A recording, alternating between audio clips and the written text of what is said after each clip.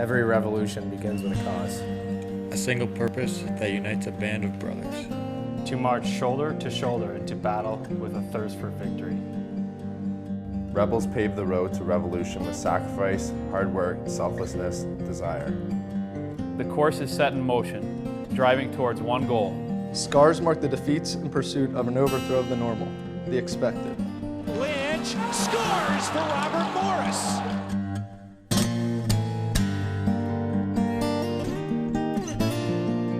Rebels, radicals, looking to start a riot. Every revolution starts with change. The revolution begins here. Road to Revolution, a season with Robert Morris Colonials hockey.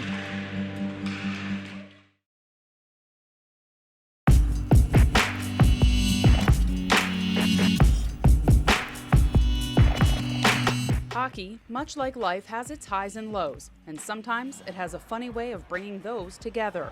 Soaring after a win over Michigan, the Colonials returned home to face AIC, a team that didn't have a win this season.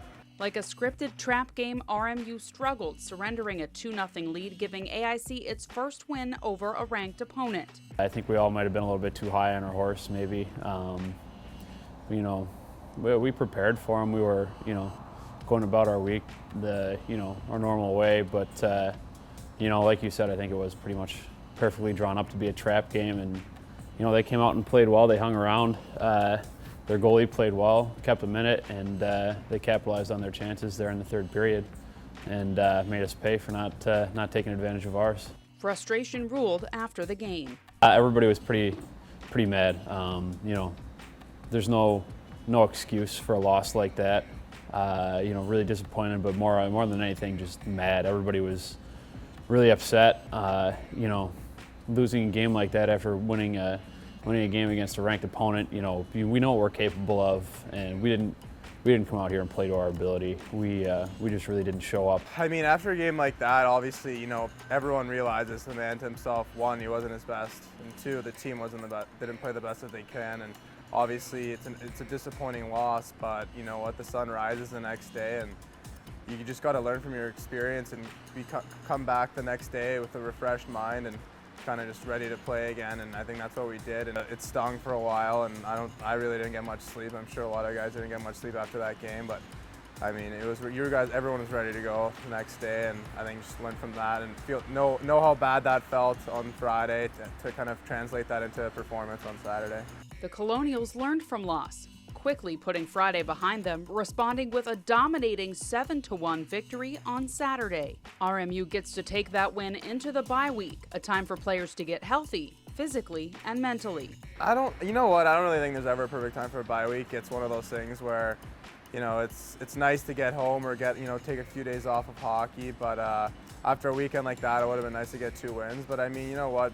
Any bye week is good. We have guys that are a little banged up and guys that needed some rest, whether it's even physical or even mental. A lot of guys it's good for them to go home, or good for them to relax and take a few days off of hockey, not be at the rink, not see everyone.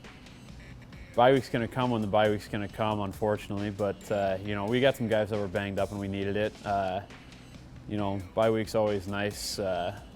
Get to relax a little bit and have a few fun practices, get everybody healthy. Instead of a game on the off weekend, a different sort of Friday played out. A Stanley Cup winner with the Pittsburgh Penguins playing nearly 500 games in the NHL. Tyler Kennedy took part in last Friday's practice. It's always nice to see a new face when you see the same guys every day for 8 months or 4 years really if you're in your class. It's nice to see a new face, a fresh face on the ice, and obviously someone that's won a cup and has the hockey pedigree and resume that he has. It's pretty amazing just to see the way he conducts himself on the ice, how hard he works on the drills, how hard he shoots. I really liked how he was tipping pucks at the end, he didn't miss one puck. So it's just the little things that you could see how he got to the NHL and why he's been a consistent NHL player. Anytime a guy who plays in the NHL is coming down on the ice to shoot on you, you're always gonna make sure you give him your best shot. Every now and then in practice, it's a lot of flow drills going. Sometimes you got to, catch your breath and stand up for one rather than butterfly. But, you see Tyler Kennedy coming down, you're always going to give him your best shot. It helps a lot. You know, I definitely don't want to go to a team where I'm so rusty, I'm too far behind. So I'm trying to stay in shape, trying to get back out there. And, you know, the coach runs a great practice here, and I was really glad I came out. You know, it's funny because no matter if it's here or the NHL, AHL, anywhere you go, it seems like all hockey players are the same. They're all really good guys. They all like to have fun and have a passion for the game. And, you know, no matter where I go, it seems like I always enjoy the people there. Kennedy working to get back in shape after leaving an NHL camp at the start of the season. Well, I ended up leaving an NHL training camp. I ended up getting, my wife was pregnant, so I ended up leaving. I had a little bit of personal problems, so I had to deal with that first. And then right now I'm trying to get back into it, trying to get a contract, and just trying to get back in shape. You know, everyone has their own thing, no matter, you know, no one's life's really perfect, you know, and you never really know what's going on in people's lives, but it definitely is. I mean, you know that at the end of the day, hockey is, you know, it's your sport and something that you love and it's your job, but at the same time, you know, there are more important things in life, and I think that it's really interesting. It's very inspiring to see someone like him, you know, come back, but at the same time, work hard and get back to the NHL. You see a guy who's taking some time away from the game, and you know, he wants it. And when we came in, I was the first one to come in with denim, and he was in the players' lounge pumping out a bike workout, and it was just like, wow, this guy's, you know, he's committed. And to see him and how hard he works, hard he works at the game at the NHL level.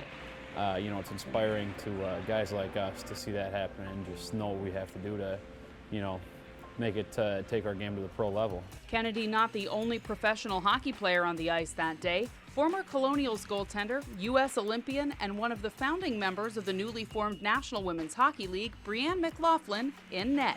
McLaughlin currently plays for the NWHL's Buffalo Beauts, the first women's pro league to pay its players.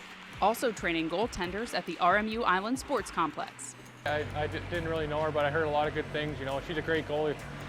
She stoned me a couple times, and you know, it's always nice to shoot on Olympian for sure. Realistically, you can't even tell that it's a girl. I mean, unless you look from the back and you see the ponytail, but it's just another goal in the net, and I mean, you're going to try and score and, you know, pick your spots and work on your shots the same way anyone else would be in net. No, she's good. I mean, she has a pretty quick glove. I like shooting gloves, so she has a quick glove, and she robbed me a couple times, that's for sure. That was cool. It was different. It was really cool though. She was really nice. Came out and worked hard and hung out, and we had a good time. It was fun to see somebody like that. You know, anytime you get to step on the ice with somebody that represents your country, it's pretty neat. It was pretty cool to have her out there. I mean, just watching her, the way she comes out of the net and moves across the ice, tracks the puck, stuff like that. In general, you know, watching somebody that plays at the Olympic level, obviously, has a really good goalie. So it was, you know, I can definitely take something away from watching her play. Reminded me of Julie the Cat out there with a glove hand. It was funny. After practice, players took off for the weekend. Some stayed in town to visit with family, while others hit the road home.